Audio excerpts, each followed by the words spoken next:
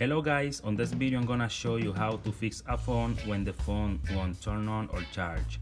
In this case I have a LG brand phone. This phone has a integrated battery, that means you cannot take it out. Before I start the process, you gotta charge your phone for around 45 minutes. Even though you don't see nothing on the screen, just put it to charge. After 45 minutes, you're gonna press down the power button and the volume up for around 5 seconds. And when you see the LG logo, just release both buttons and your phone is gonna work fine like before. So the problem sometimes is the charger. When the charger doesn't work properly, so you gotta get a new charger.